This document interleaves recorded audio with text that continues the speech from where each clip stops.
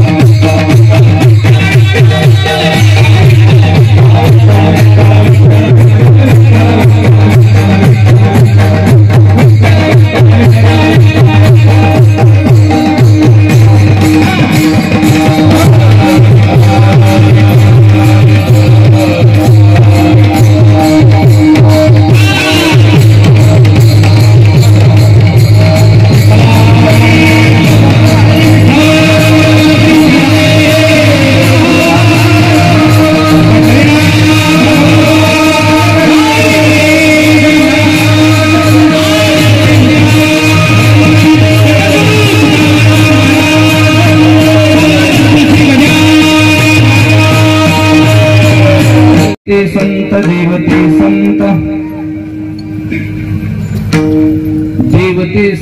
देवते संत निमित्त त्या प्रतिमा तो सांगत असे भावे असो ठावे सकळा निराकारी ऊस दिशा येथे इच्छा पुरत असे मी तू सांगत असे भावे असो ठावे सकळा तुका म्हणे रोकडे केणे सेविता धाये मी तू सांगत असे भावे असो ठावे सकळा विठ्ठल विठ्ठल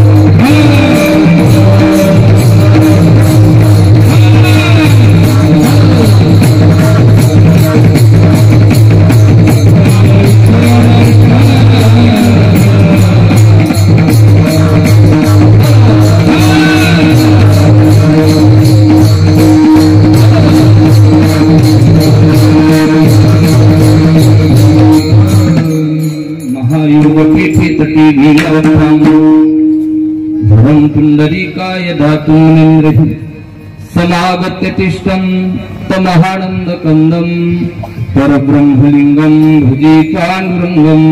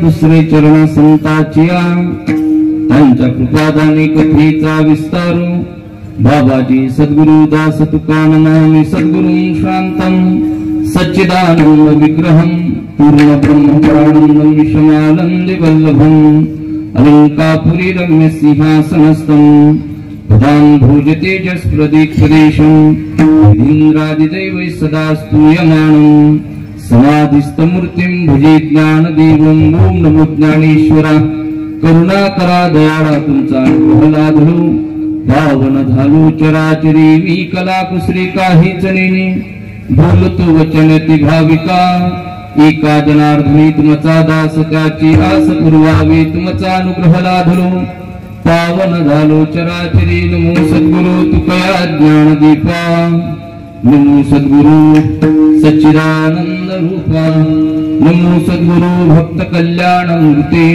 नमो सद्गुरु भास्करा पूर्ण कीर्ती सेवे लागे सेवक झालो तुमच्या लागलो निज चरणा अहो स्वामी तुकया देवा यावरी न करावा विरुजयांची केल्या स्मरण हे सकळ विद्यांचे अधिकरण तेचे वंदो श्री चरण श्री गुरूंचे ते नमस्कारून आता विठ्ठल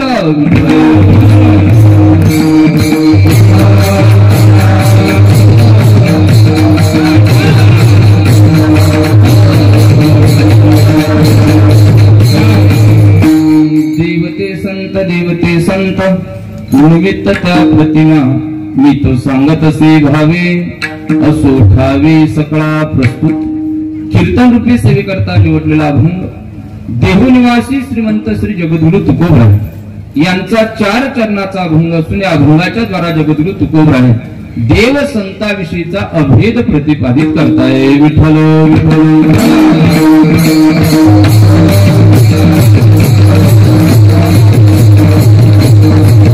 देव संताविषयीचा भेद बऱ्याच अभंगामध्ये तुकोबराय प्रतिपादित करताय पण एक अभंग तुकोबरायांचा असा आहे या अभंगामध्ये तुकोबराय देव संताविषयीचा भेद न सांगता देव संताविषयीचा अभेद अर्थात एकता प्रतिपादित करताय जगतामध्ये जे देव आहे तेच संत आहे आणि जगतामध्ये जे संत आहे तेच कोण आहे देव आहे देवते संत देवते संत वेगळीकता काय महाराज निमित्त त्या प्रतिमा मूर्तीच्या किंवा फोटोच्या दृष्टीने तुम्ही आपण जगतामध्ये देव किंवा संत वेगळे ओळखू शकतो तत्वाच्या दृष्टीने स्वरूपाच्या दृष्टीने कार्याच्या दृष्टीने देव संत वेगळे नसून देव संत एकच आहे म्हणून तुकोबराय म्हणता मी सांगतोय देव संत एक आहे परंतु सांगतात तरी का देव संत वेगळे नसून एक आहे त्याचं कारण तुकोबरायांनी दुसऱ्या चरणामध्ये सांगितलं मी तो सांगत असे भावे माझ्या अंतःकरणामध्ये देवाविषयीचा भाव आहे तेवढाच भाव माझ्या अंतःकरणामध्ये संताविषयी सुद्धा आहे आणि माझ्या अंतःकरणातला भाव या संबंध जगाला प्रगट व्हावा याकरिता मी तो सांगत असे भावे असो ठावे सकळा संबंध समाजाला कळावा याकरता तो भाव मी माझ्या अंतःकरणातला प्रतिपादित करतो पण महाराज मिळते का हो देव संत एक आहे कळाल्याच्या नंतर त्याची फलश्रुती तुकोबराय अभंगाच्या 3ऱ्या चरणामध्ये सांगताय निराकारी ओस दिशा येथे इच्छा पुरत असे ज्या दिवशी तुमच्या अंतःकरणामध्ये 10 दिशा ओस पडतील देव संताला तुम्ही शरण याल त्या दिवशी देव संत तुमची इच्छा मनोरथ या दरबारामध्ये पूर्ण केल्याशिवाय राहणार नाही पण केव्हा करणार आमची इच्छा पूर्ण महाराज म्हणतात ज्या दिवशी तुम्ही समर्थ सद्गुरु गजानन महाराजांना भगवान पंढरीश पांडुरंग परमात्म्याला देव संताला शरण याल तो क्षणाला तुमच्या इच्छा मनोरथ पूर्ण झाल्याशिवाय राहणार नाही कारण मनोरथ पूर्ण कशा होता शेवट चरणामध्ये तुका म्हणे रोकडे केने रोकड म्हणजे नगदी तुका म्हणे रोकडे केने किती देणार इच्छा पूर्ण सेविता येणे पोटदाय तृप्त होईपर्यंत इच्छा पूर्ण करणार म्हणून मी तो सांगत असे भावे असो ठावे सकळा विठ्ठल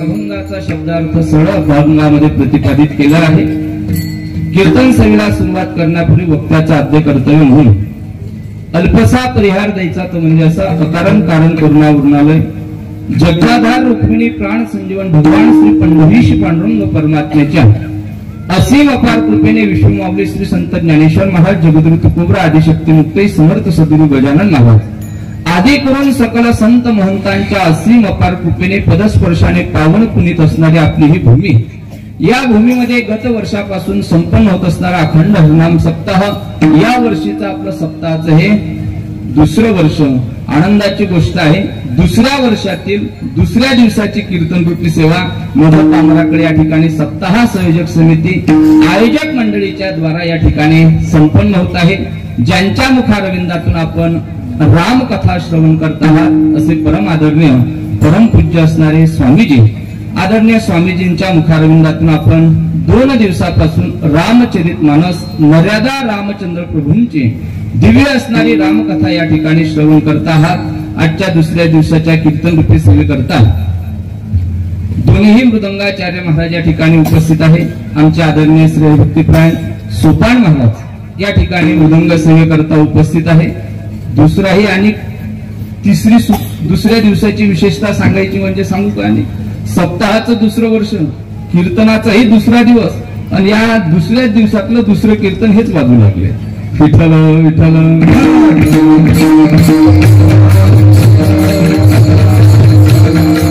आपल्या परिसराचं वैभव बालवयामध्ये ज्या परिवारांनी आपल्या परिवारातील जे कलियुगामध्ये संस्कार घातले पाहिजे ते वावगे परिवारातील एक वृत्त अतिशय आदरणीय आमचे वावगे काकांचे चिरंजीव काय वा जयदीप महाराज या ठिकाणी मृदंगावरती आहे. सुंदर महाराजांचा गोड हात या ठिकाणी आहे. एकदा महाराजांकरता टाळी वाजवा बायका.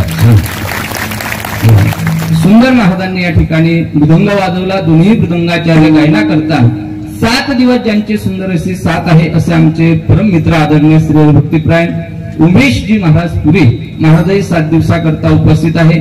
तसेच श्री हरिभक्तिप्रायण आदरणीय आमचे राजू महाराज असतील, श्री हरिभक्तिप्रायण आदरणीय आमचे वसंत महाराज आणि माझ्या समवेत आलेले आमचे मंगेश महाराज, उपस्थित असणारे आमचे परिसरातून पंचक्रोशीतून उपस्थित असणारे सर्व गायनाचार्य, मृदंगाचार्य, कीर्तनकार, टाळकरी, माळकरी, भाविक भक्त सर्वांच्या चरणी नतमस्तक होतो. संकल्पित वेळेमध्ये यथावती यथावकाश या अभंगार्थी जसं चिंतन करता येईल तसा बोलण्याचा प्रयत्न करूया.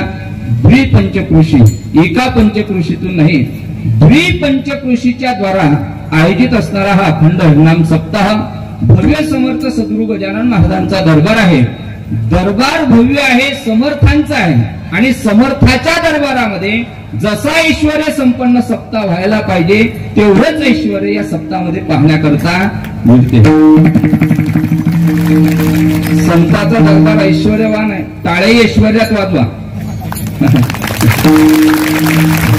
त्या काही बाजारात मिळत नाही, कारण दरबार समर्थांचा. आणि आपण जर तिथं कृपणता करू तर महाराजांची आपल्यावरती समर्थ कृपा नाही, कृपणतेची कृपा न व्हावी याकरता समर्थांचं चिंतन केलं पाहिजे. विठ्ठल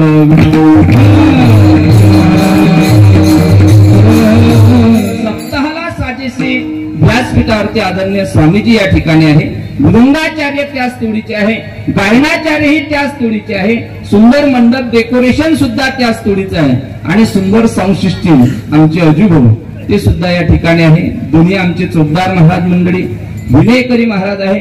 आणि विशेष म्हणजे आपल्या सप्ताहाची आन बान शान म्हणजे आमचे बालगोपाळ टाळकरी महाराज मंडळी. मी नेहमी सांगत असतो महाराज, कीर्तनामध्ये वृद्ध व्यक्ती आले का नाही आले काय, पण कथा कीर्तना करता आजचा तरुण या धर्ममंडपामध्ये येणं अत्यंत गरजेचं आहे. कारण आपल्या धर्माची एक शोकांतिका आहे महाराज. इतर धर्माच्या लोकांना विचारला आपला धर्मग्रंथ कोणता आहे तर लहानातला लहान मुलगा सांगेल आमचा धर्मग्रंथ आहे. पण आपल्या धर्माची शोकांतिका अशी आहे, जो व्यक्ती मरो टेकले शरीर त्या व्यक्तीला सुद्धा धर्मग्रंथ माहित नाही, पण माहितीच असेल तर त्याच्यावर तो टीका केल्याशिवाय राहत नाही. ही आपल्या धर्माची शोकांतिका आहे. खरे संस्कार या कीर्तनाच्या द्वारा जर कोणावरती जात असतील तर बाळ टाळकऱ्यावरती जाता. धन्य माता पिता दयाच्या ज्या आई वडिलांनी एवढ्या विज्ञान युगामध्ये आपले मुलं या धर्म मंडपामध्ये 2 तास टाळ घेऊन उभे केले, त्याही माता पित्यांच्या चरणावरती नतमस्तक होतो आणि कीर्तन सेवेला आरंभ करूया. विठ्ठल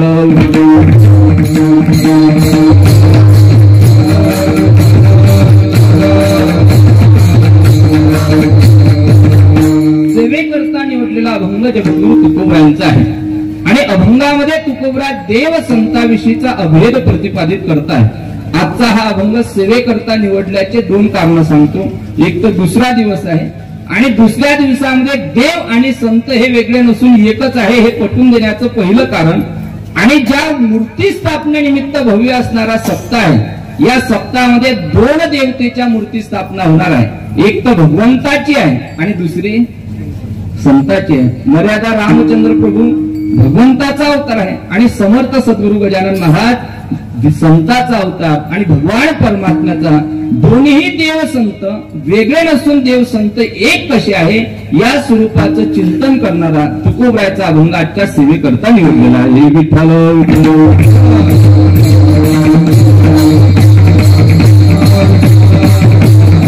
तुम्ही म्हणाल महाराज अभंगामध्ये तुकोबराय देव संत एक आहे म्हणून सांगतात, पण देव संत जर एक असतील तर तुकोबरायचे काही अभंग आम्हाला या ठिकाणी वेगळ्या स्वरूपाचे वर्णन करण्याकरता मिळतात. कारण तुकोबराय अनेक अभंगामध्ये बोलताय.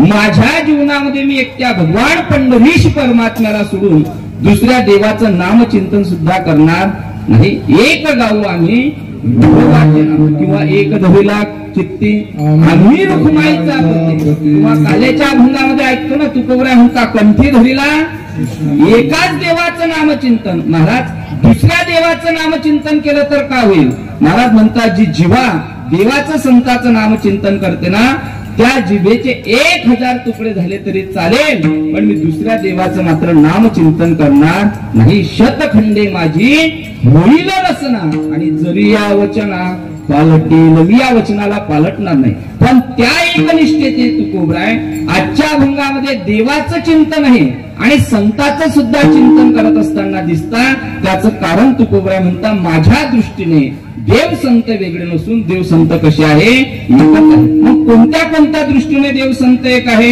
सगळ्या मंडपातील लोकांना कळण्याकरता भगवान परमात्म्याकडे 3 शक्ती आहे. कर्तुम शक्ती आहे, अकर्तुम शक्ती आहे आणि अन्यथा कर्तुम शक्ती आहे.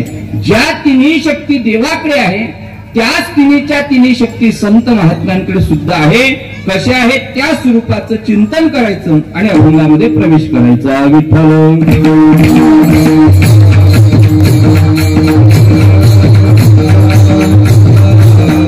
अवताराच्या दृष्टीने जर पाहिलं महाराज तर देवाचाही मृत्यू लोकांमध्ये अवतार आहे आणि संताचा सुद्धा मृत्यू लोकांमध्ये अवतार आहे. आज रामकथेचा दुसरा दिवस.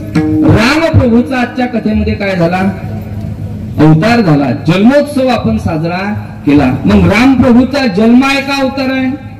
रामप्रभूचा अवतार आहे महाराज. मग देवाचा अवतार आहे, कारण अनेक प्रमाणाने पाहण्याकरता आम्हासाठी अवतार मत्स्य कुर्मादी देवाचा अवतार आहे. देवाला अवतार धारण करावं लागते. मग देव अवताराला येतात, संत महात्म्य अवताराला येत नाही का? महाराज म्हणतात तुम्हा सर्वसामान्य जडजीवांचा उद्धार करण्याकरता जर या मृत्यू लोकांमध्ये कोण अवतार येत होत असतील तर ते संत महात्मे. अवतार तुम्हाला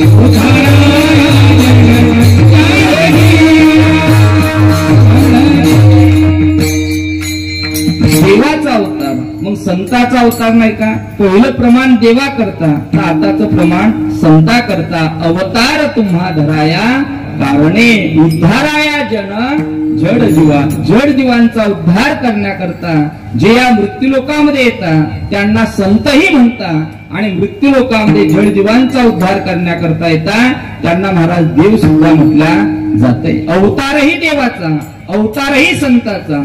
बरं अवताराला आल्याच्या नंतर जे कार्य आहे संताची जी शक्ती आहे ते वेगळी आहे का? हो, शक्ती सुद्धा वेगळी नाही. जवळजवळ श्लोक आपल्या सर्वांच्या पाठांतरातील आहे.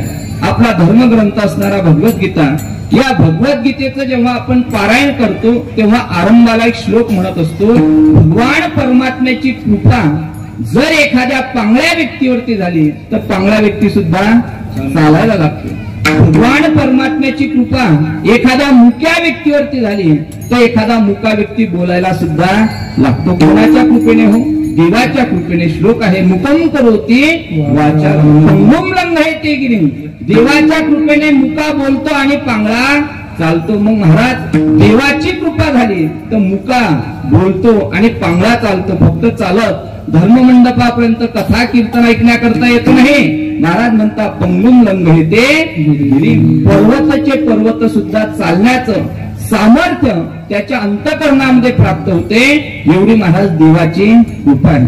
मग महाराज देवाच्या कृपेने पांगळा व्यक्ती बोलतो, चालतो आणि मुका व्यक्ती बोलतो. मग संताच्या कृपेने मुका व्यक्ती बोलत नाही का?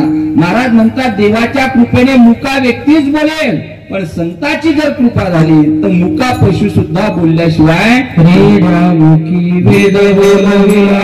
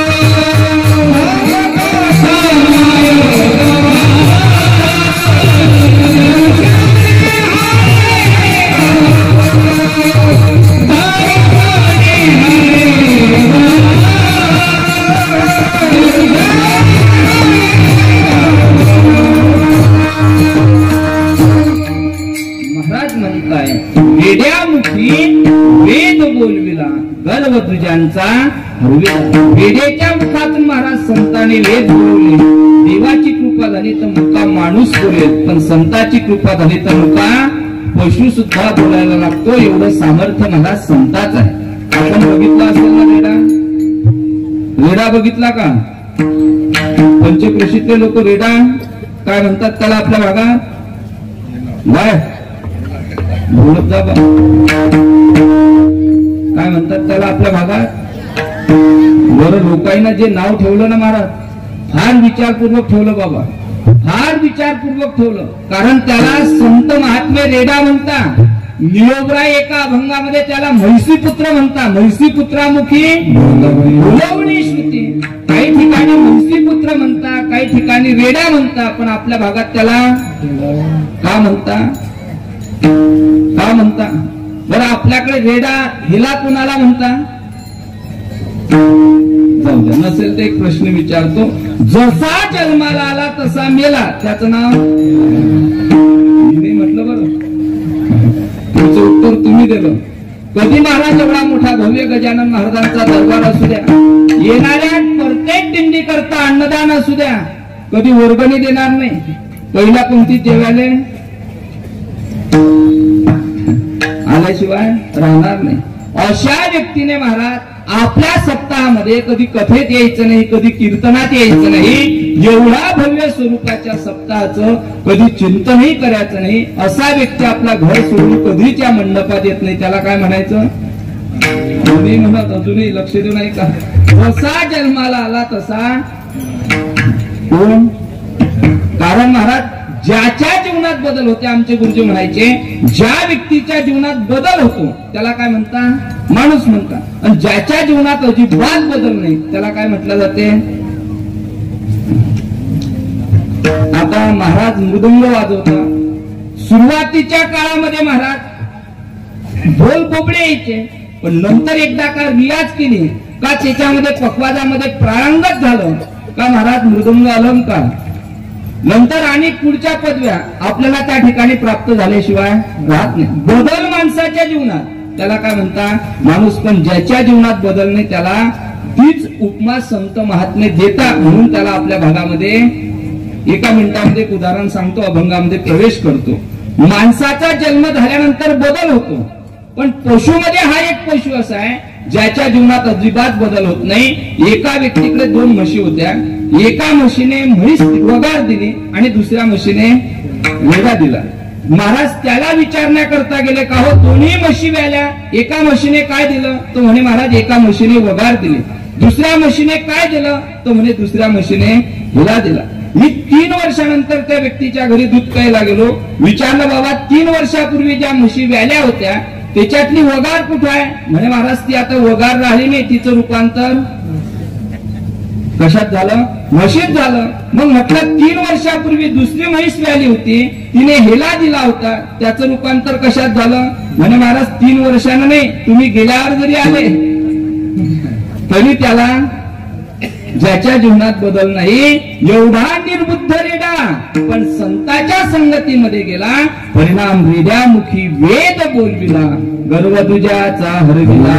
संतांच्या संगतीमध्ये रेड्याच्या मुखातून वेद आणि देवाच्या कृपेने मुका व्यक्ती सुद्धा बोलायला लागतो. जे सामर्थ्य देवाचं आहे तेच सामर्थ्य संतांचं असेल तर आपण तरी वेगळीकता का जाणायची? विठ्ठल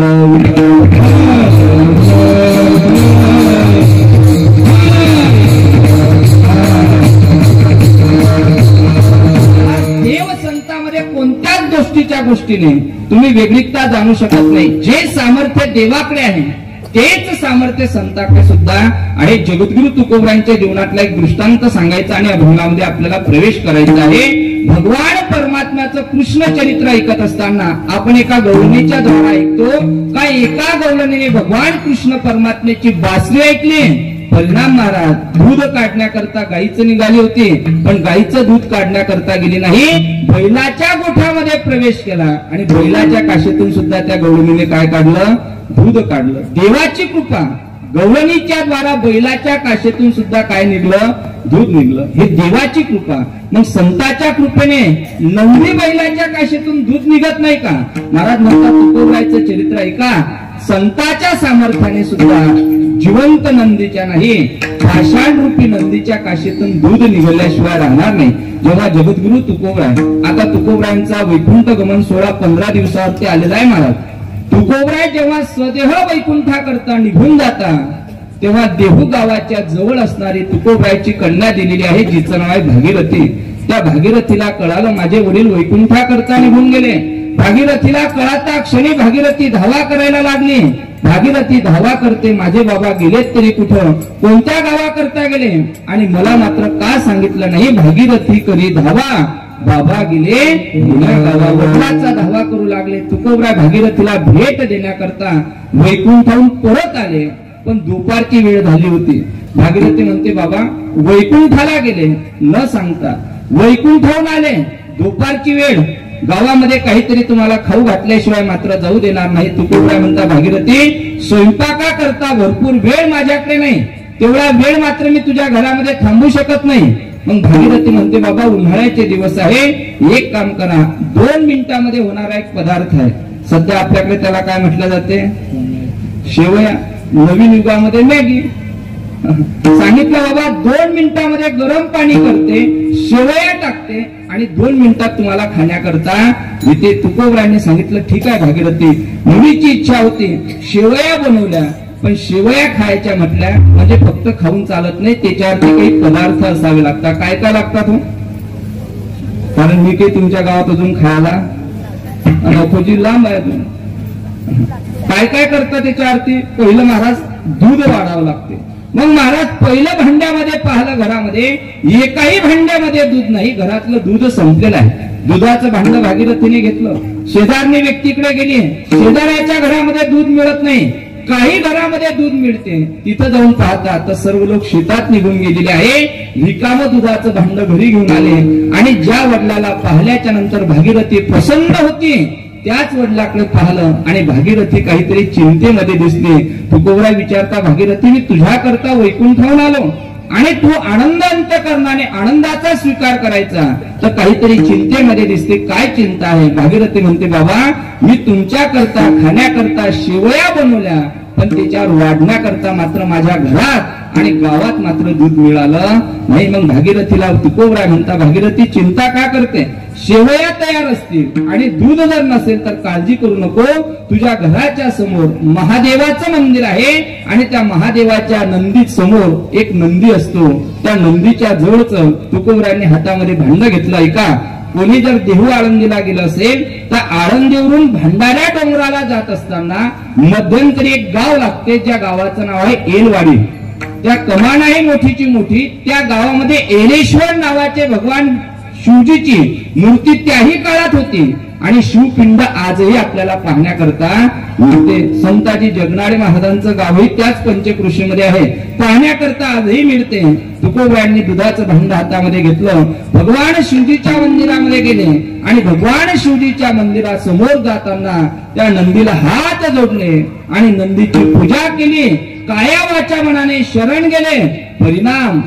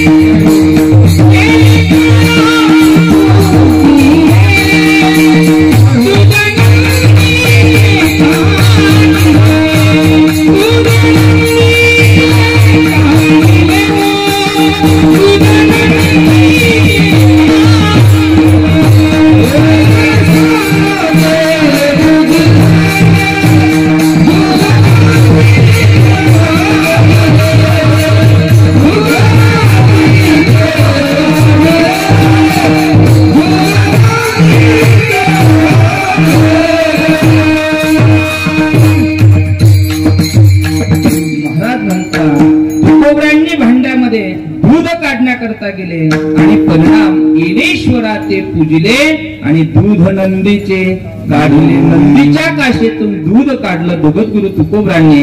नंदीच्या काशेमधून गवळणीने दूध काढलं देवाच्या कृपेने आणि संत महात्म्याने पाषाण रूपी नंदीच्या काशेतून दूध काढलं. सामर्थ्य देवाकडे सुद्धा तेच आहे आणि सामर्थ्य संताकडे सुद्धा तेच आहे. देवाचाही अवतार, संताचाही अवतार. देवाच्या कृपेने मुका बोलतो आणि संताच्या कृपेने सुद्धा मुका व्यक्ती बोलतो.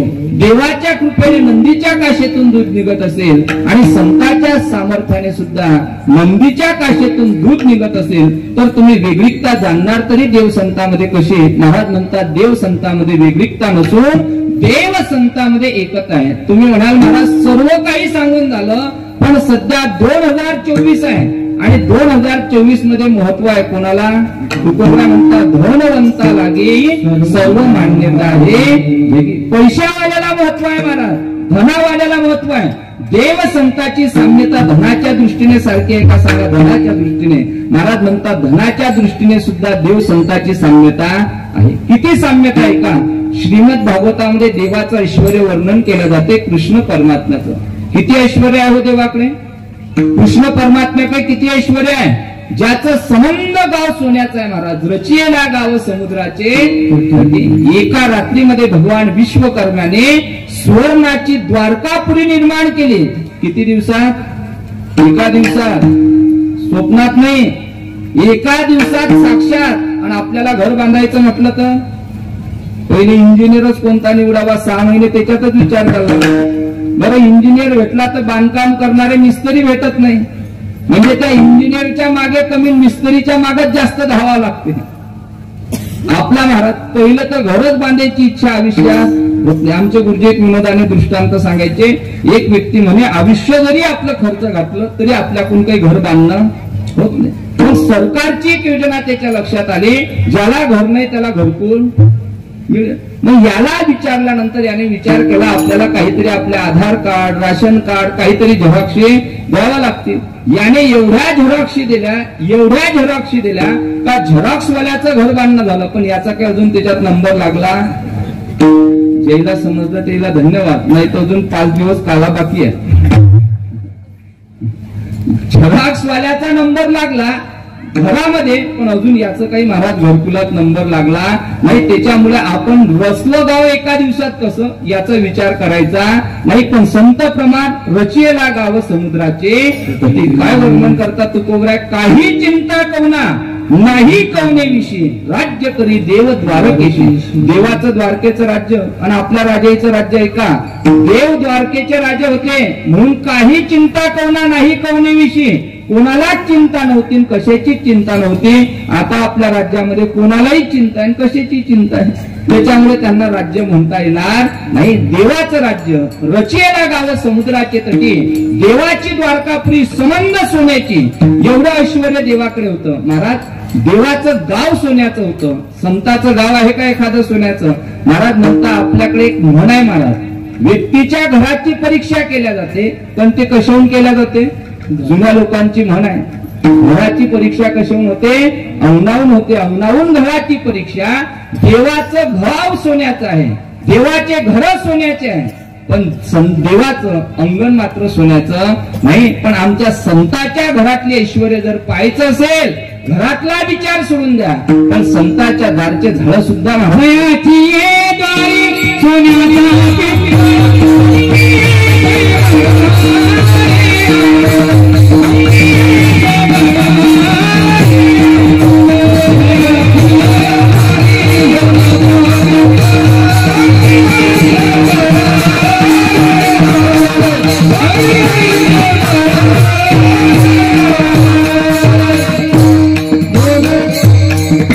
देवाचं गाव सोन्याचं आणि संतांच्या दारचे झाड सोन्याचे. मग देवाकडे जेवढं ऐश्वर्य तेवढंच ऐश्वर्य संतांकडे सुद्धा आहे. जे उमेश महाराजांनी प्रमाण दिलं, याच्यात अनेक संगती लावता येते बरं का.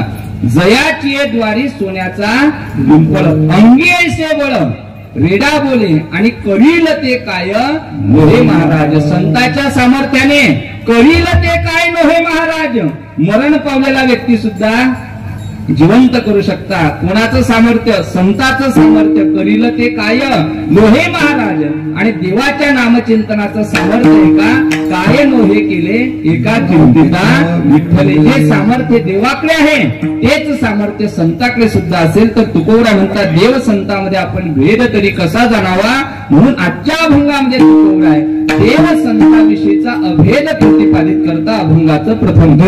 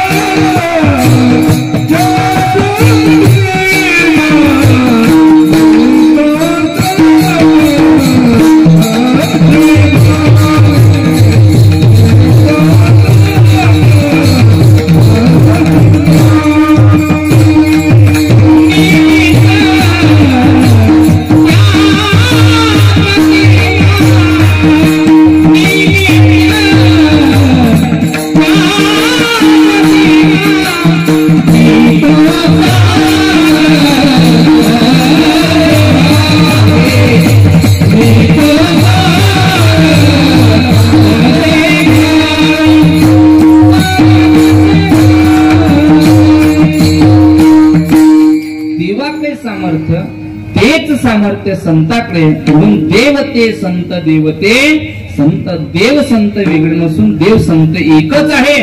वेगळीकता काय? निमित्त त्या प्रतिमा मूर्तीच्या दृष्टीने, फोटोच्या दृष्टीने मंदिरामध्ये जा का हो कोणाची मूर्ती? आपण म्हणाल ही भगवान प्रभूची मूर्ती आहे, ही राम प्रभूची मूर्ती आहे, ही कृष्ण परमात्म्याची मूर्ती आहे, ही पांडुरंगाची मूर्ती आहे. पण कधीतरी आपण त्या मूर्तीकडे जा आणि त्या मूर्तीतला भाव ओळखा. त्या मूर्तीमध्ये आपल्याला देवामध्ये संतांचं दर्शन होईल आणि संतांच्या मूर्तीमध्ये देवाचं दर्शन झाल्याशिवाय राहणार नाही. माझे नाही, संतांचे अनेक प्रमाण देतील, अनेक प्रमाण.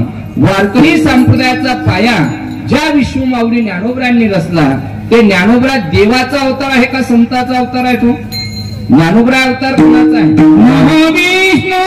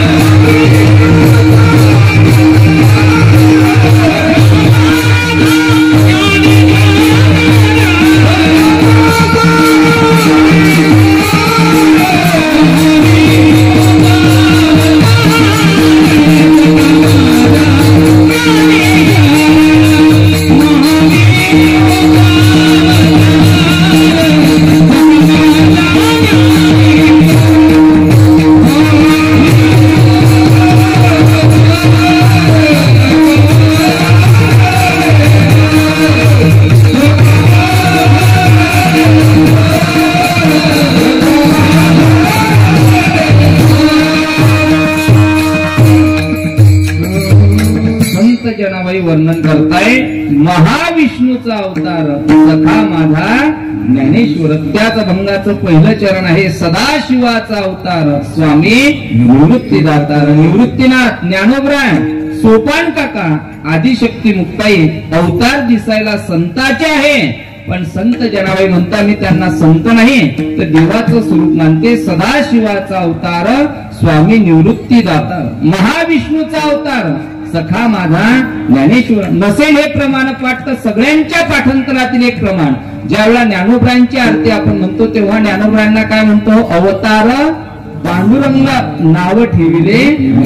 पांडुरंगाचा अवतार ज्ञानोबरा आहे, पण नाव काय ठेवलं? ज्ञानदेव. पांडुरंग स्वरूप मात्र त्यांचं आहे. सोपान काका अवतार महाराज देवाचा संताचा, पण ब्रह्म सोपान तो झाला आपल्या परिसराचं दैवत. आदिशक्ती आईसाहेब मुक्ताई दिसायला अवतार संताचा, पण संत जनाबाई म्हणता आदिशक्ती मुक्ताबाई आणि दासी जनी लागे पाई. वारकरी संप्रदाय करता पाया ज्या नाथ महाराजांचा आहे, ते नाथ महाराज दिसायला संताचा अवतार, पण भानुदासाची एक कुडी महाविष्णूचा. वारकरी संप्रदायाचा कलश जगद्गुरु तुकोबराय महाराज अवतार दिसायला संताचा, पण म्हणे रामेश्वर भट्ट द्विजा तुलनेसे ब्रह्म तुकासी आले. लोणी रामेश्वरी चरणी मस्तक ठेविले. जाऊ द्या महाराज सकल संताचा विचार. ज्या समर्थ सद्गुरु गजानन महाराजांचा दरबार आहे, ते गजानन महाराज देव आहे का संत आहे? तो गजानन महाराजांचा हा भव्य असणारा उत्सव आहे. मूर्ती प्राण प्रतिष्ठा सोहळा आहे. गजानन महाराज देवाचा अवतार आहे का संताचा अवतार आहे? गजानन महाराज आपण देव म्हणतो का संत म्हणतो? संत म्हणतो. संत. मग गजानन महाराज जर संत आहे तर ते आपल्या दृष्टीने देव नाही, पण त्यांच्याकडे तुम्ही जा, शुद्ध अंतकरणाने भाव प्रकट करा आणि म्हणा महाराज आम्हाला आजपर्यंत आम्ही संत म्हणून तुमच्याकडे पाहलो, संत म्हणून सद्गुरु म्हणून तुमच्याकडे आलो, आज आम्हाला संत रूपामध्ये दर्शन नाही पाहिजे, आम्हाला भगवान परमात्म्याच्या स्वरूपामध्ये तुमचं दर्शन हवं आहे आणि ती अंतकरणातली इच्छा तुम्ही प्रगट करा.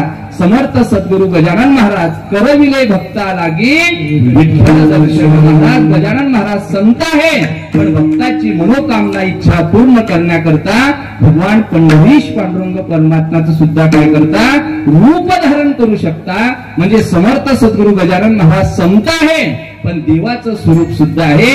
म्हणून देवते संत, देवते संत निमित्त त्या प्रतिमा. मंदिरामध्ये गेल्यानंतर रामप्रभूची मूर्ती स्थापना इथं होणार, संत गजानन महाराजांची मूर्ती स्थापना इथं होणार, पण दोघांचं स्वरूप मात्र वेगळं नसून एकच आहे. म्हणून तुकोबरा म्हणता निमित्त त्या प्रतिमा. मूर्तीच्या दृष्टीने फोटोच्या दृष्टीने तुम्ही आपण देव संत वेगळे जाणू शकाल, पण तत्वाच्या दृष्टीने मात्र देव संत वेगळे नसून एकच आहे. आम्ही त्या स्वानंद सुखनिवासी सद्गुरू जोग महाराज वारकरी शिक्षण संस्थेने अध्ययन केलं. त्या संस्थेच्या एका पुस्तकामध्ये एक सुंदर लेख प्रतिपादित केलेला आहे. त्या लेखाचं चिंतन मला अवघ्या 5 मिनिटांमध्ये या अभंगाच्या चरणावरती सांगायचं आहे. जोग महाराज संस्थेमध्ये एक व्यक्ती दानशूर होऊन गेला. इथं आल्याच्या नंतर दानशूर व्यक्तीची कीर्ती ऐकण्याकरता मिळाली. म्हणून दानशूरत्व संताकडे किती असावं आणि ते दान केल्याने आपल्या वृत्तीमध्ये काय परिवर्तन होऊ शकतो याकरता मला एक दृष्टांत सांगायचा आहे. विठ्ठल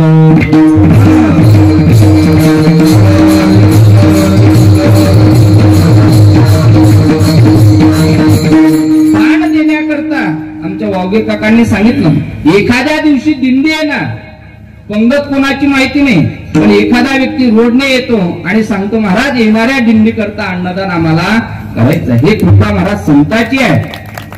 या दान दिल्याने या संताच्या दरबारामध्ये दानाचं पुण्य काय घडते आणि त्याने आपल्या वृत्तीवरती काय बदल होतो. महाराज म्हणता, जोपर्यंत अंतकरणातील काम क्रोध लोभ नष्ट होत नाही तोपर्यंत आपण देवापर्यंत जाऊ शकत नाही. आणि जो व्यक्ती येणाऱ्या दानशूर व्यक्ती करता दान करतो त्या व्यक्तीला फल भगवान परमात्म्याची प्राप्ती झाल्याशिवाय राहत नाही. तुकोबराय म्हणतात, भक्ती केल्यानंतर जे फळ मिळते तेच फळ महाराज दान धर्माने सुद्धा माणसाला मिळाल्याशिवाय राहत नाही. तुका म्हणे देवा त्यांची केल्या पावे सेवा. त्यांची सेवा कोणाची?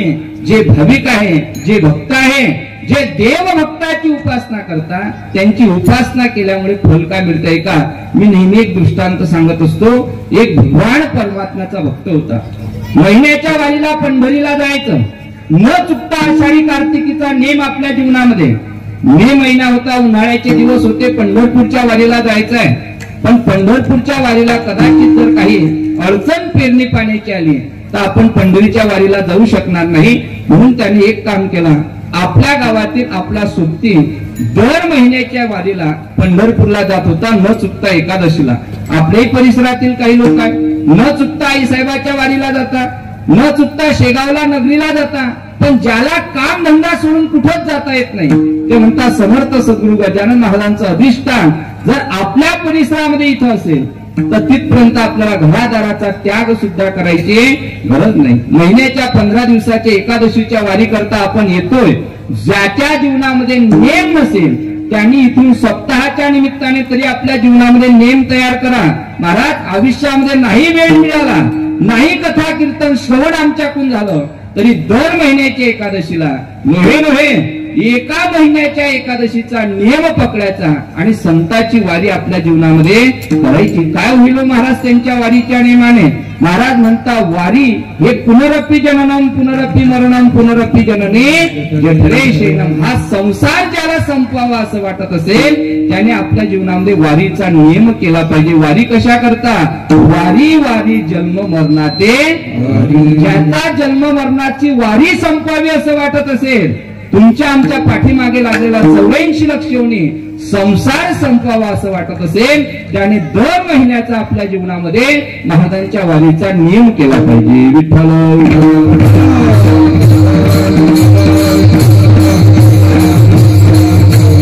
मला दान विषयावरती सांगायचं आहे.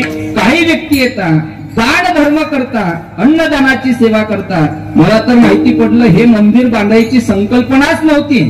येणारे जे शेगावला जाणाऱ्या दिंडी आहे त्या प्रत्येक दिंडी करता काहीतरी विसावा व्हावा आणि त्या वारकऱ्यांकरता अन्नप्रसाद मिळावा या इच्छेने चालू केलेला हा संकल्प आणि तो पूर्णत्वाला जाताना महाराजांची कृपा. काय फल आहे महाराज त्याच्यामध्ये? ऐका, मी दृष्टांत सांगत होतो. पंढरीचा वारकरी दर महिन्याच्या एकादशीला देवाची वारी करण्याकरता जात होता आणि दर महिन्याला जायचा. त्यांनी सांगितलं उन्हाळ्याचे दिवस आहे, आमच्याही शेतामध्ये भरपूर काम आहे पण आम्हाला देवाच्या वारी करता येणं शक्य नाही. एक काम करा वारकरी बाबा, तुम्ही पंढरपूरला चालले, आमच्या शेतामध्ये भरपूर काही आंबे आहे, याच्यातले 5 आंबे तुम्ही देवाच्या नैवेद्याकरता घेऊन जा.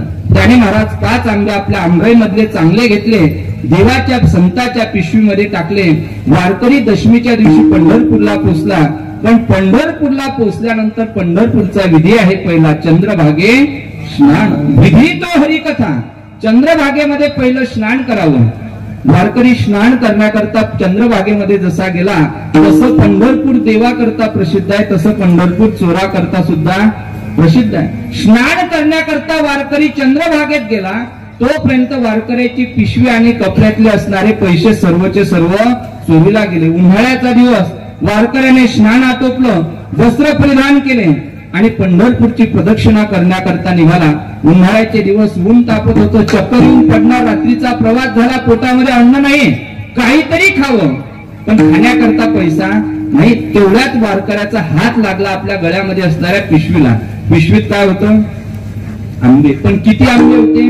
5 आंबे. वारकऱ्याने एक आंबा काढला, खायला सुरुवात केली. पण आंबा फळ असं आहे, एकदा खाल्ला की माणसाला पुन्हा पुन्हा, अजून मोसम नाही आला तरी ऐकता बरोबर आपल्या तोंडाला. पहिला वारकऱ्याने आंबा काढला, खायला सुरुवात केली. दुसरा आंबा वारकऱ्याने घेतला, खायला सुरुवात केली. 2 आंबे वारकरी बाबांनी खाल्ले. मला दृष्टांत कशा करता सांगायचा आहे, या दरबारामध्ये ज्या ज्या व्यक्तीकडून आजपर्यंत अन्नदान घडलं, ज्यांच्याकडून अन्नदान घडते आणि भविष्यामध्ये घडणार, त्या व्यक्तींनी केलेल्या सेवेचं फल काय मिळते याच्याकरता मला दृष्टांत सांगायचा आहे. वारकरी बाबाने 2 आंबे खाल्ले आणि महाराज देवाची राहिलेली प्रदक्षिणा पूर्ण केली. नामदेव पायरीपर्यंत पोहोचले. नामदेव पायरीचं दर्शन घेतलं, आतमध्ये प्रवेश केला, गरुड खांबाचं दर्शन घेतलं आणि समोर भगवान पंढरीश पांडुरंग परमात्म्याच्या जवळ गेला. देवाला हात जोडले आणि सांगितलं, देवा, आमच्या गावच्या एका वारकरी बुवाने तुझ्याकरता 5 आंबे नैवेद्य म्हणून दिले होते, पण देवा न सांगता तुम्हा कळू येते अंतर. न सांगता देवा तुम्हाला कळते. प्रसंग घडला, मी मात्र 3 आंबे तुझ्या चरणावरती समर्पित करतो आणि 2 आंबे मात्र देवा मी खाल्ले. एकादशीचा दिवस संपला, द्वादशीचं पारणं फेडलं आणि द्वादशीचा उपवास सोडत असताना वारकरी बाबा आपल्या गावाकडे येण्याकरता निघाला. संध्याकाळची वेळ झाली.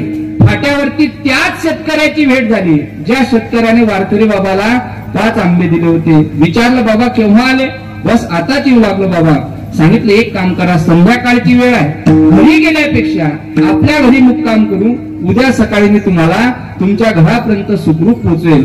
आनंदाने वारकरी बाबा गेले. पण जगद्गुरु तुकोबरा म्हणतात, ज्या व्यक्तीच्या घराला संताचा स्पर्श झाला, ज्या व्यक्तीच्या घराला संताचे चरण लागले, त्या व्यक्तीच्या घरासह व्यक्तीचा कायापालट झाल्याशिवाय राहत नाही. भाग्याचा उदय हे जोडी संत. संताच्या चरणाने व्यक्तीचं भाग्य सुद्धा पालटून गेल्याशिवाय राहणार नाही.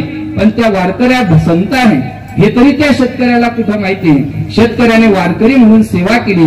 रात्रीचा मुक्काम झाला, जेवण झालं आणि झोपते वेळेला तो सांगतोय की देवा, शेतकरी दादा, तुम्ही 5 आंबे दिले होते, पण प्रसंग घडला, 2 आंबे मी खाल्ले आणि 3 आंबे मात्र देवाच्या चरणावरती ठेवले. संध्याकाळ झाली, झोपल्या गेले आणि महाराज त्या शेतकऱ्याचं भाग्य एवढं उदयाला आलं का ज्या देवाची वारी हा वारकरी करत होता, त्याही वारकऱ्याच्या स्वप्नाला जो देव कधी आला नाही, तो देव महाराज त्याच्या स्वप्नाला त्या दिवशी आला शेतकऱ्याच्या. आणि त्या शेतकऱ्याला सांगू लागला, शेतकरी दादा, कालच्या एकादशीला तुझे मला 2 आंबे त्या ठिकाणी मिळाले. शेतकरी विचार करतो, माझ्या घरामध्ये झोपलेला वारकरी सांगतो, मी देवाच्या चरणावरती किती आंबे ठेवले? 3 आंबे ठेवले. देवाच्या चरणावरती 3 आंबे ठेवले आणि त्याच देवाचा वारी करणारा संत म्हणतो, वारकरी म्हणतो, मला किती आंबे मिळाले? 2 आंबे. नेमकं भानगड आहे तरी कशी? देव म्हणता मला 3 मिळाले आणि वारकरी म्हणता मी देवाच्या चरणावरती, जसं देव म्हणता की मला 2 मिळाले आणि वारकरी म्हणतो मी देवाच्या चरणावरती 3 आंबे ठेवले. नेमकं खरं कोणाचं? तेव्हा महाराज देवाला तो शेतकरी विचारतो, देवा नेमकं खरं कोणाचं हे तरी सांगा. तेव्हा दिलेलं उत्तर आहे, दोघांचं सुद्धा खरं. बाबा, तुझ्या घरामध्ये जो माझा वारकरी वारी करणारा झोपलेला आहे, जो काया वाचा मनाने निष्ठेने माझी न चुकता वारी करतो, त्या वारकऱ्याने खाल्लेलेच 2 आंबे मला पावन. तुका म्हणे देवा त्यांची केल्या पावे सेवा. त्या शेतकऱ्याने पुढचा प्रश्न विचारला, म्हणे देवा, मग तुझ्या चरणावरती समर्पित केलेले 3 आंबे तुला पावन नाही होत, मग तुझ्या भक्ताला दिलेला प्रसाद जर तुला पावन होत असेल, नाही आला का मुद्दा? हे जाणाऱ्या यात्रेकरू करता जाणाऱ्या वारकऱ्यांकरता केलेलं अन्नदान हे कोणाला पाहून होते? भगवान परमात्म्याला हे दान स्वरूप प्राप्त होते संत महात्म्यांना. म्हणून तुका म्हणे देवा त्यांची केल्या पावे सेवा. अशा संताची केलेली सेवा ही संताची सेवा असते आणि त्याच संताची केलेली सेवा देवाला सुद्धा पावन होते. म्हणजे देवाची सेवा करा संताला प्राप्त होते, संताची सेवा करा ती सुद्धा देवापर्यंत पोचते आणि देवाची सेवा सुद्धा संतापर्यंत पोचते. म्हणून देवते संत देवते संत निमित्त त्या प्रतिमा. वेगळीकता आहे तरी काय? त्याचं उत्तर तुकोबा दुसऱ्या चरणामध्ये देतात.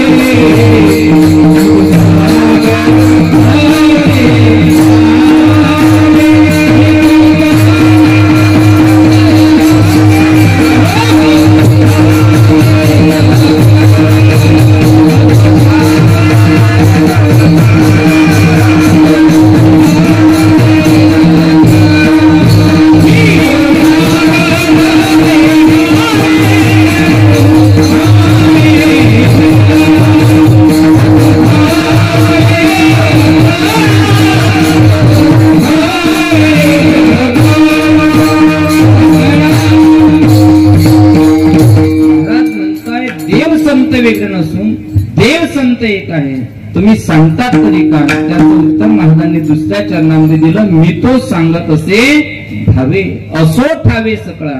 देवाविषयी भाव आहे आणि संताविषयी सुद्धा तोच भाव आहे. देवाविषयी भाव असेल तर देवाचं स्वरूप कळेल आणि संताविषयी भाव अंतःकरणामध्ये असेल तर संताचं स्वरूप कळेल.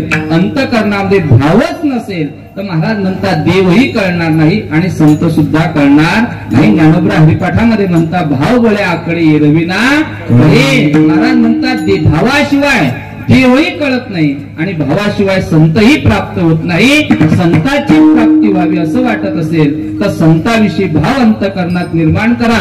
देवाची प्राप्ती करावी असं वाटत असेल तर देवाविषयी अंतःकरणामध्ये भाव निर्माण करावा. नाथ महाराज हरिपाठाच्या पहिल्याच अभंगात पहिल्याच चरणात म्हणता आवडीने भावे हरिनाम घेतले तेव्हा तुझे चिंता त्यासी सर्व आहे. महाराज म्हणता भाव नसेल तर देवाला सुद्धा आपली चिंता नाही. ज्याचं तुम्ही स्मरण करा, ज्याची चिंता करा व्यवहारात तोच आपली चिंता करेल. एरवी कोणी करू शकत नाही. तसं देवाचं चिंतन करा.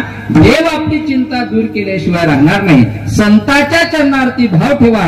संत आपली इच्छा पूर्ण केल्याशिवाय राहणार नाही. लोक संताच्या चरणावरती नतमस्तक होता, संताच्या चरणावरती साष्टांग दंडवत घालता. आपण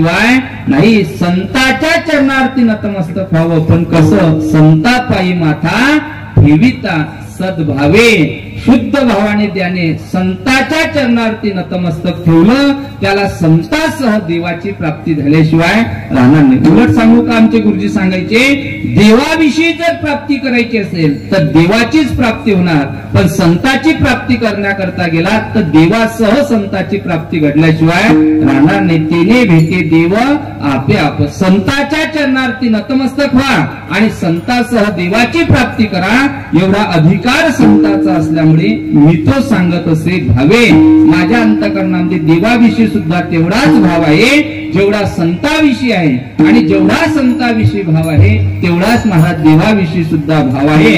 आणि तो भाव असो ठावे सकळा, या संबंध जगाला कळावा.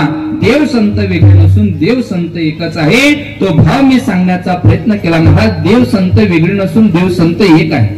आम्हाला कळालं त्यांचं स्वरूप एक आहे, अवतार एक आहे, कार्य एक आहे, परंतु त्यांना आम्ही शरण गेल्यानंतर फल एक मिळेल का? महाराज म्हणतात, ज्या दिवशी या समाजामध्ये या संसारामध्ये तुमच्याकरता दस दिशा ओझ पडतील त्या दिवशी तुम्ही देवाकडे जा किंवा संताकडे जा, पण जात असताना शुद्ध भावाने जा. संत महात्मे तुमच्या इच्छा पूर्ण केल्याशिवाय राहणार नाही. अभंगाचं तिसरं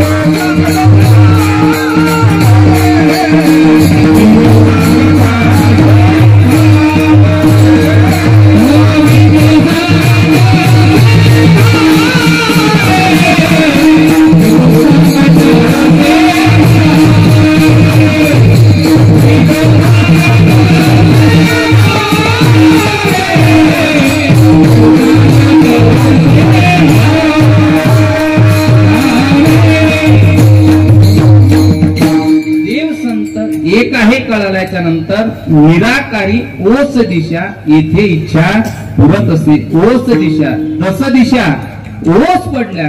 मंदिरामध्ये या गजानन महाराजांना शरण जा, मंदिरामध्ये या रामप्रभूला शरण जा.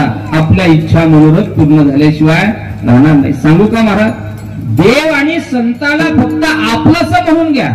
महाराज देव संताला जर तुम्ही आपलंसं म्हटलं आणि देव संतांनी जर आपल्याला कृपेने निहाळलं, कृपा दृष्टीने पाहिलं, तर आपल्या करता येथे इच्छा पुरत असते. जे आपल्या जीवनामध्ये अपेक्षित नव्हतं तेही प्राप्त झाल्याशिवाय राहणार नाही. महाराज म्हणतात, शृंगारिले बाळ कौतुके. पण कोणी ज्याच्यावरती देवाची आणि संताची कृपा झाली त्याच्यावरती. मला सांगा महाराज, आम्ही जर ज्ञानोबरायाच्या दरबारामध्ये गेलो नसतो, ज्ञानोबरायांनी जर आम्हाला स्वीकारलं नसतं, जोग महाराजांच्या संस्थेमध्ये अध्ययन केलं नसतं, तर किती हार तुम्ही आमच्या गळ्यात टाकले असते?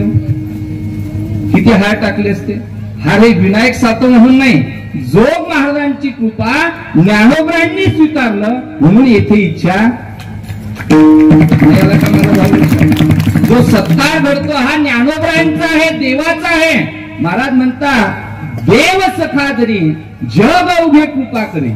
संताची कृपा होऊ द्या, संत आपल्याला शृंगारिले बाळ कौतुके, आणि देवाची कृपा होऊ द्या. जग जरी वैरी असेल तरी सखा झाल्याशिवाय राहणार नाही. हे देवाच्या आणि संतांच्या कृपेमधले असणारा फरक आहे. म्हणून निराकारी ओस दिशा, इथे इच्छा होत असेल. संसाराचा जर स्वीकार केला तर इच्छा आपल्या परिपूर्ण होतील असं काही सांगता येणार नाही. एखाद्या साधूला जर महाराज त्रास झाला तर संत त्याचा स्वीकार करता, जग त्याचा स्वीकार करते. पण संसारामध्ये जर एखाद्या व्यक्तीचा त्रास झाला तर संसार त्याला कंटाळवाणा करते, घरातून काढून देते. कोरोनाच्या काळामध्ये जो परिवार आपला होता, ज्या परिवारातील लोकांना आपण आपलं म्हणत होतो, ज्यावेळेला आपण पॉझिटिव्ह आलं असं कळालं त्यावेळेला त्यांनी आपल्याकरता किती सुंदर महाग राहण्याची व्यवस्था केली.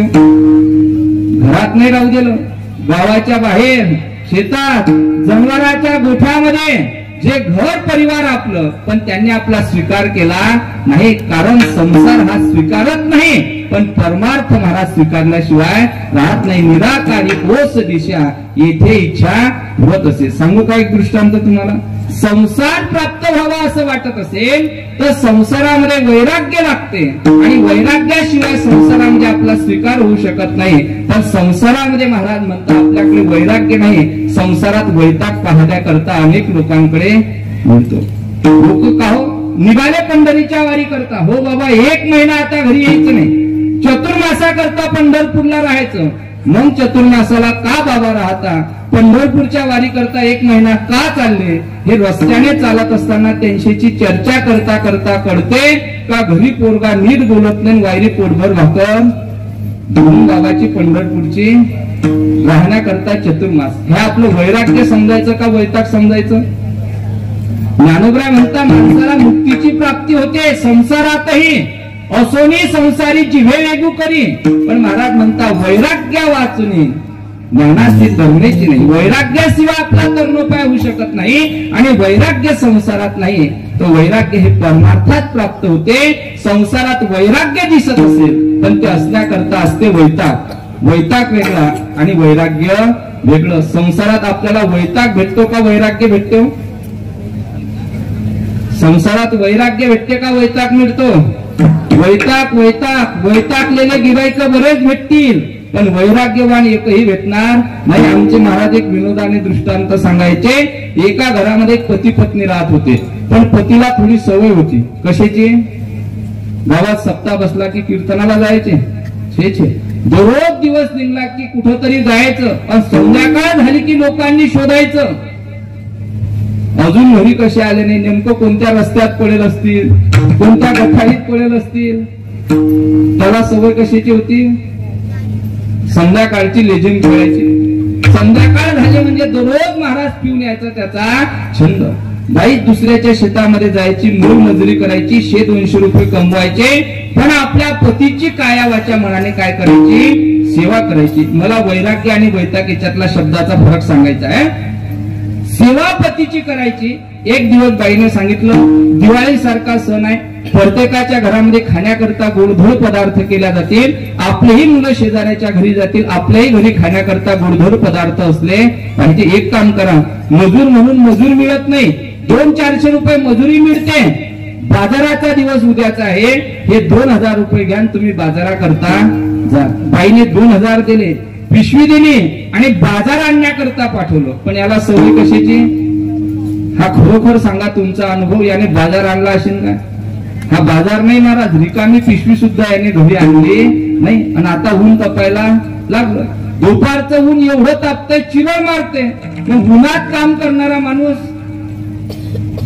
त्याच्यापेक्षा सुद्धा जास्त माणूस 2 वाजता महाराज रिकामी पिशवी घेऊन दारात येऊन पडला होता. पण तसा पडला नव्हता, पडला होता.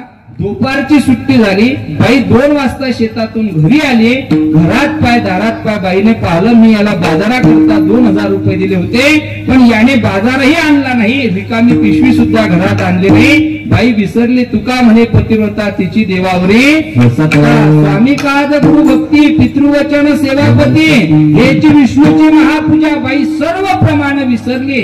ऊन जसं तापत होतं तशी बाई सुद्धा तपायला लागली. बाईची तळपायाची आग मस्तकाला गेली. बाई म्हणते याच्याकरता मी सर्व संसाराचा त्याग करायला तयार आहे, पण माझ्या मुलाच्या तोंडाकडे पाहून सकाळी 2000 रुपये दिले, पण याने मात्र बाजार आणला नाही. बाईची तळपायाची आग मस्तकाला गेली. महाराज बाई राग त्याच्याजवळ आली आणि पडलेल्या पतीच्या एक कमरात लाथ लागली.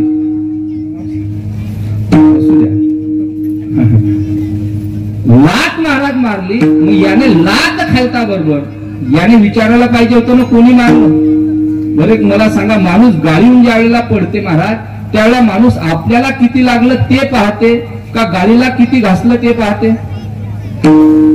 दोन्हीने पाहत. आपण पडलो हे कोणी पाहिलं का तो पहिल्यांदा पाहते. याने बाईने लाथ मारता बरोबर याने महाराज तसं पाहिलं नाही कोणी मारलं, कारण हा म्हणे पठ्ठ्याला गावात मारणारा कोणीच नाही एक सोडून. येईल लक्षात आलं ते येईल धन्यवाद. फायजीचा जमाना आहे म्हणे गावात पठ्ठ्याला दुसऱ्याची मारायची हिंमतच होऊ शकत नाही. मग आजूबाजूला काय पाहते, हिने मारलं कोणी पाहिलं का? मग शेजारी काय कामाचे? शेजारी उभेच होते ना महाराज पाहण्याकरता. मग याने पाहिलं, शेजारी लोक दारातून येऊन उभे आहे, पाहू लागले. आपल्या पत्नीने माणसासारख्या माणसाला कमरेत लात मारली. मग अशा बाईसोबत संसारात राहिल्यापेक्षा घरादाराचा त्याग केलेला बरा. आता हा घरातून निघू जाऊ लागला, भूल लागला माणसासारखा माणूस.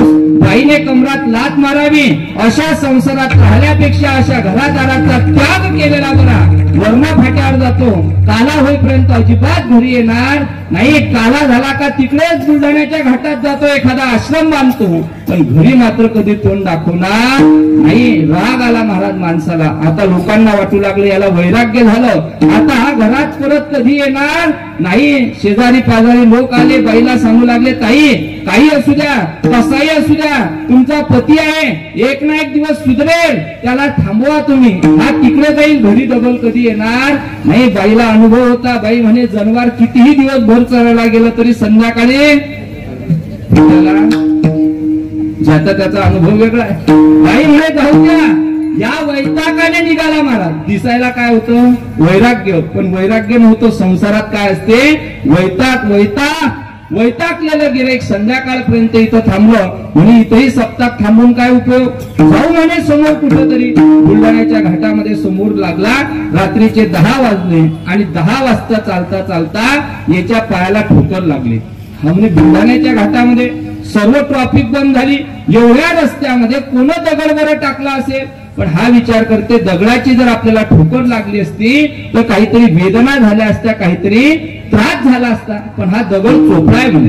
एवढा चोपडा दगड रस्त्यात टाकला तरी कोण, म्हणून खाली वाकून त्या दगडाला पाहण्याकरता जावं, हा दगड उचलून बाजूला टाकावं या इच्छेने त्याने दगड उचलला. पण पाहला तो दगड नव्हता, चोपडा हंडा दिसला. हा म्हणे एवढ्या रस्त्यामध्ये, एवढ्या डोंगराच्या रस्त्यात, एवढ्या रात्री 10 वाजता एवढा हंडा ठेवला तरी कोणी. त्याने उचलून पाहला, तो वजनदार वाटला. त्याने तो उचललेला हंडा वाजून पाहला, त्याच्यातून खुळखुळ आवाज आला. याचा नक्की अंदाज पोचला याच्यामध्ये काय असलं पाहिजे. याने नक्की विचार केला याच्यामध्ये पिवळा धम माल असला पाहिजे. याने खोलून पाहिलं महाराज, पिवळा धम माल दिसला. हा म्हणे सध्या भाऊही चांगली तेजीमध्ये आहे. दिवसभर संसारातल्या पत्नीला शिवा देत होता. घरादाराविषयी महाराज वैराग्य निर्माण झालं होतं. सोन्याचा हंडा भेटला आणि त्याने विचार केला वरणा फाट्यावर गजानन महाराजांचं मंदिर बांधकाम चालू आहे. भव्य स्वरूपामध्ये मूर्ती प्राण प्रतिष्ठा आहे, भव्य स्वरूपाचा सप्ताह आहे. एवढा हंडा घेऊ आणि सप्त्यामध्ये दान घेऊ. कुठे गेलता तो माणूस हंडा घेऊन? बरं आपण जर असतो तर गजानन महाराजच्या मंदिरात आलो असतो का? मला ते सांगा. जाऊ द्या त्याचं दृष्टांतातलं.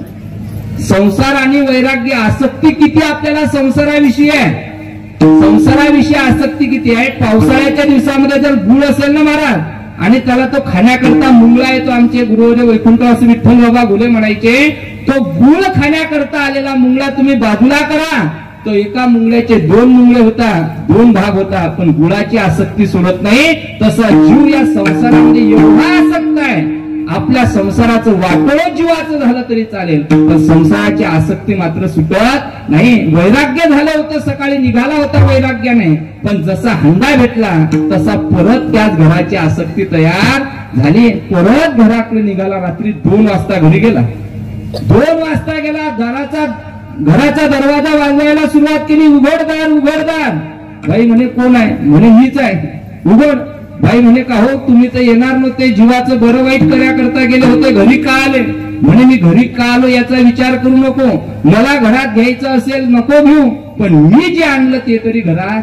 दुपारी वैतागलं होतं ना, पण घरात गेला. बाई एवढ्या हुशार असतात महाराज, बाई सारखं जगातात हुशार प्राणी कोणीच नाही. बाईने दरवाजा उघडला, पाहिलं हंडा आहे पण रिकामा नाही, पिवळा धम्माल. पहिलं पिवळ्या मालावर यायचं आकर्षण जास्त, सोन्याचा भरलेला हंडा. अनेक महाराज प्रेम अंतकरणामध्ये निर्माण झालं. आणि बाईने पाहिलं, बरं झालं हे वरणा फाट्यावर दान द्यायला गेले. हंडा मी यांना दुपारी लाट मारली, पण हंडा घेऊन दान देण्याकरता कुठं गेले नाही, एखादं मंदिर बांधलं नाही, एखादा मठ बांधला नाही. बरं झालं हंडा घेऊन घरी आणि बाईला आतमध्ये बोलवलं. बसण्याकरता पलंग टाकला, पलंगावर गादी टाकली, गादीवर बेडशीट टाकली, 2-3 तके दिले आणि बोलायला सुरुवात करते. माझ्यासारखी पापीने अख्ख्या पंचकृषीत कोणी नाही. कारण पतीला मारावं, ज्या लाथीने मारलं ते लाथ तुटली पाहिजे, तिच्यात किडे पडले पाहिजे. जे असेल ते तुम्हाला दररोज 4 वेळा चहा प्यायची सवय आहे. सकाळ दुपार पासून तुम्ही गेले, रात्रीचे 2 वाजले, अजून एकदाही चहा पिले नसतात. मी घरामध्ये जाते, दूध ऐकीने पाहते, दूध नसेल तर काळा चहा करते.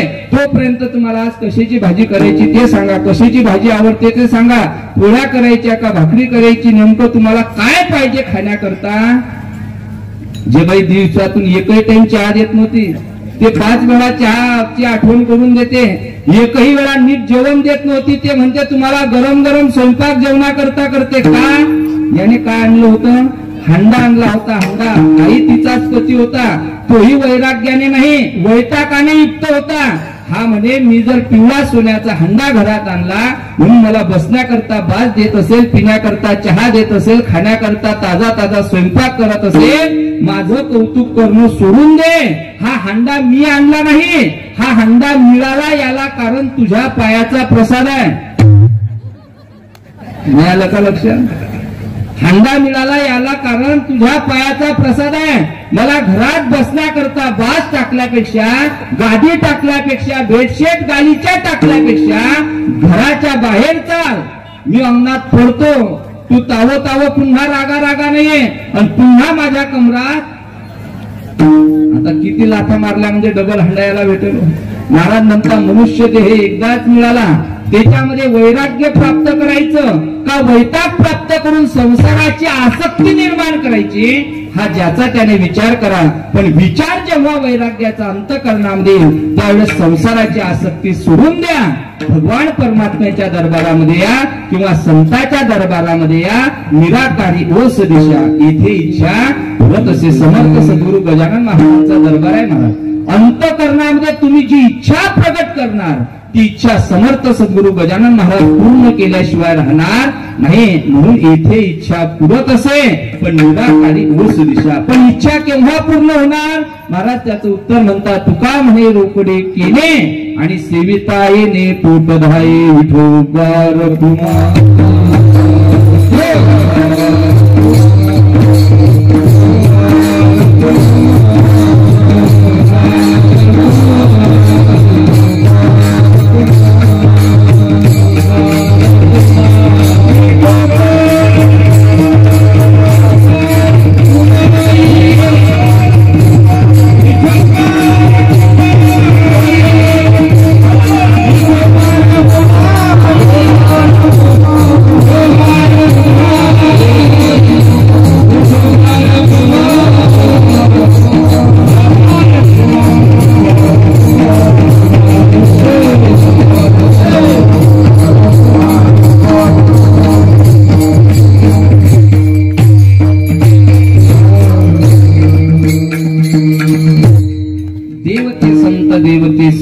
निमित्त त्या प्रतिमा मी तो सांगत असे भावे असो ठावे सकळा.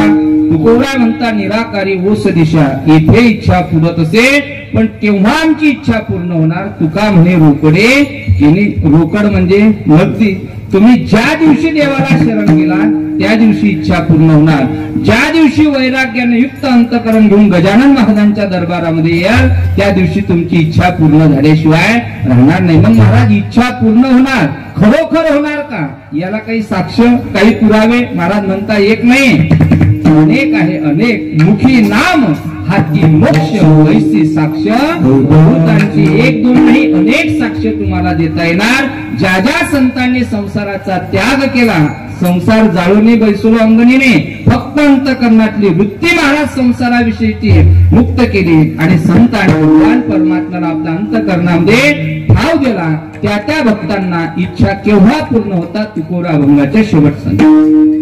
तुका म्हणे रोकडे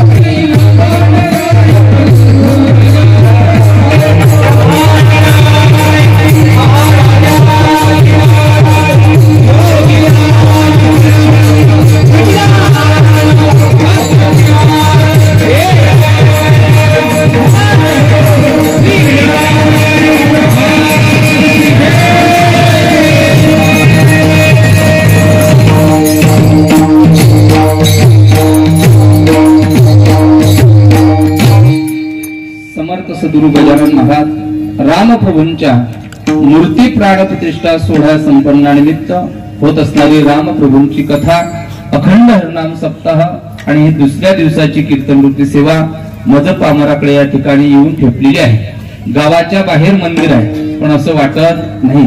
आपल्याकडे म्हणा जंगल में अतिशय तंतोतंत आनंद जर कुठं असेल तर तो संत आणि भगवंताच्या दरबारामध्ये असतोय। गावाच्या वस्तीच्या बाहेर एवढं भव्य मंदिर असताना सुद्धा मंडपाची उपस्थिती आणि शोभा पाहता अतिशय वर्णनीय कार्यक्रम या ठिकाणी आहे। भगवान परमात्म्याकडे आणि समर्थ सद्गुरु गजानन महाराजांकडे एकच प्रार्थना या ठिकाणी करायची आहे। आमचं संपूर्ण या ठिकाणी विश्वस्त मंडळ यांचे कौतुक म्हणजे महाराज किती करावं आणि किती बोलावं, याकरता काय वाणू आता न पुरे हे वाणी मस्तक चरणी ठेवीत असे। सेवाभाव अंतकरणामध्ये कसा असावा, अंतकरणामध्ये सेवा करत असताना कुठले विचार व्यक्तीच्या अंतकरणामध्ये असावे, हा सेवाभाव जर पाहायचा असेल तर या व्यासपीठावर सांगतो वर्णा फाट्यावर यावं आणि गजानन महाराजांचं मंदिर पाहावं। हा सेवाभाव पाहण्याकरता मिळेल। तू म्हणाल काय महाराज सेवाभाव त्याच्यामध्ये? महाराज लोक पद मान नाही दिला तर कितीतरी महाराज अंतकरणामध्ये विचार निर्माण होते, पण ज्यांनी एवढं महान कार्य आपल्या हातामध्ये घेतलं आणि कार्य पूर्णत्वाला नेता त्या ट्रस्टी लोकांचं एकही बोर्ड या मंदिरामध्ये नाही। ही आपल्या मंदिराची पहिली अभिनंदनाची गोष्ट आहे महाराज। नाही तर पहिले ज्या व्यक्तीला कार्य करायचं तो म्हणते कार्य करतो, पहिलं माझं नाव बोर्डावर लिही। बोर्डावर नाही, कीर्तनाच्या व्यासपीठावर महाराजांना येता वेळेस सांगतात पहिलं नाव महाराज। पण इथं आल्याच्या नंतर महाराज सर्व मंडळी सेवा करता, हे सर्वांच्या सहकार्याने आहे। पंचक्रोशीतील सर्व खेड्यातून लोकांनी एक एक रुपया सेवा समर्पित केली आणि तेव्हा भव्य मंदिर उभं राहिलं। हे जर इथल्या सेवा करणाऱ्या व्यक्तीची वृत्ती असेल तर महाराज म्हणता हा दरबार काही दिवसामध्ये इवलेसे रूप लाविले वारी, त्याचा वेणू गेला गगनावरी। संबंध महाराष्ट्रभर आपल्या मंदिराची कीर्ती हे सेवाभाव आणि अन्नदान या दोन गोष्टीमध्ये उज्ज्वलित झाल्याशिवाय राहणार नाही। संस्थांची कीर्ती संबंध महाराष्ट्रभर महाराज गेल्याशिवाय राहणार नाही। असा सेवाभाव समर्थ सद्गुरु गजानन महाराज मर्यादा रामचंद्र प्रभू सद्गुरु आपल्याकडून करून घेऊ आणि ही पूर्ण कृपा आपल्यावरती महाराजांची राहो। हिच्या सप्ताहाच्या निमित्ताने समर्थ सद्गुरु गजानन महाराज स्वानंद सुखनिवासी सद्गुरु जोग महाराज यांच्या चरणी प्रार्थना करून सेवेला विराम निमते पुरते अधिकते सरते करुणे घ्यावे तुमचे नसे। पायाच्या प्रसादे काही गोडील विनोदे मद क्षमा करणे संती नव्हे अंगभूत युक्ती नव्हे हा उपदेश तुमचे बडबडले शेष तुमच्या कृपेची पोसणे। जन्मोजन्मी तुका म्हणे दोन्ही मृदंगाचार्य गायनाचार्य पंचक्रोशीतून गावातील उपस्थित असणारे सर्व टाळकरी महाराज मंडळी, बालगोपाळ टाळकरी मंडळी, उपस्थित सर्व श्रोते सज्जन मायबापांच्या चरणी नतमस्तक होऊन आमचे आदरणीय राहणे काका, आमचे वावगे काका यांनी या ठिकाणी सेवा करण्याकरता संधी दिली, त्याबद्दल सर्वांचं ट्रस्टी भाविक भक्तांचं ऋण या ठिकाणी व्यक्त करून त्यांच्याही निज कमलावरती सेवा समर्पित करून या ठिकाणी सेवेला विराम